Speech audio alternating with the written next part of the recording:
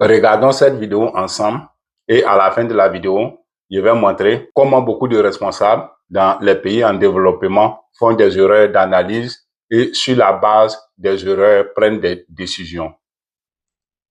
Les femmes sont plus intelligentes que les hommes et de très très loin. Les femmes sont particulièrement intelligentes, beaucoup plus que les hommes. Je sais que cette vidéo va une fois de plus créer la polémique, mais je l'assume totalement. Déjà de par mon parcours, mes observations, je peux conclure de manière péremptoire que les femmes sont particulièrement intelligentes et beaucoup plus que les hommes. Moi, j'ai fait la faculté de médecine. Dans ma promotion, naturellement, il y avait beaucoup plus de femmes. Et je peux vous rassurer que dans ma promotion en faculté de médecine, les femmes étaient beaucoup plus intelligentes que les hommes, de très très loin. Je n'ai pas envie de parler des autres facultés parce que je n'ai pas la science infuse. Donc je parle de mon parcours, je parle de mon expérience. En commentaire, tu pourras me partager ton expérience. Certainement, il y a des secteurs d'activité dans lesquels on retrouve de moins en moins de femmes ou peut-être pas de femmes. Mais tous les domaines où les hommes et les femmes se retrouvent en même temps, les femmes sont parfois beaucoup plus intelligentes, beaucoup plus futées. Dans sa vidéo, il émet une conclusion sur la population générale qui est les femmes sont plus intelligentes que les hommes à partir d'un échantillon qui est sa promotion de médecine. En analyse des données ou statistiques, cette méthode existe et s'appelle une inférence statistique. Dans sa vidéo, il y a deux grands problèmes. Le premier problème, c'est comment mesurer ou observer l'intelligence. Si être plus intelligent se mesure par rapport aux deux groupes, le groupe qui a le plus grand nombre d'étudiants, alors le deuxième problème se soulève qui est l'échantillonnage. Sa seule promotion ne suffit pas pour émettre une conclusion sur l'ensemble des étudiants de la faculté de médecine. Il faut plusieurs promotions.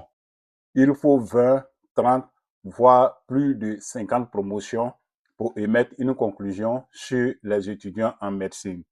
Nous allons avoir un ensemble de données que vous voyez ici. La première colonne, promotion. La deuxième colonne, femmes. La troisième colonne, les hommes. Pour chaque promotion, on va mettre le nombre de femmes et le nombre de garçons. Donc, on va disposer les données comme ça jusqu'au nombre de promotions que nous avons besoin pour avoir des résultats qui reflètent la réalité. L'analyste de données ou le statisticien peut déterminer le nombre de promotions que nous avons besoin pour avoir des résultats qui reflètent la réalité.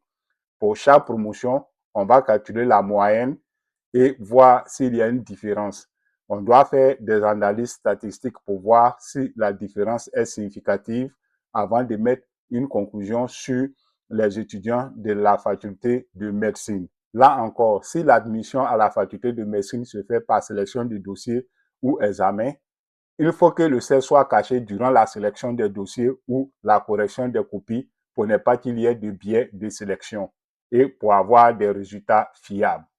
Si l'intelligence se mesure à travers les notes de composition, par exemple 12 et plus intelligent, et moins que 12, moins intelligent, on aura un ensemble de données ou un tableau comme ceci. Ici, nous avons les 16 et ici, nous avons l'intelligence. Donc, parmi les femmes, les plus intelligentes seront ici et les moins intelligentes seront ici. De même que les hommes, il y a une analyse statistique qui doit se faire pour voir s'il y a une relation entre intelligence et sexe. C'est à partir de là qu'on peut émettre une conclusion sur les étudiants de la faculté de médecine et non sur la population générale parce que ces données ne représentent pas la population générale. En conclusion, ce que je veux montrer à travers cette vidéo est que, en tant que responsable, si tu dois prendre des décisions qui sont basées sur des données et que tu n'as pas été formé en analyse des données ou en statistique, il faut travailler avec un statisticien ou un analyste des données qui va collecter tes données les analyser, te produire des résultats fiables sur lesquels tu peux prendre tes décisions.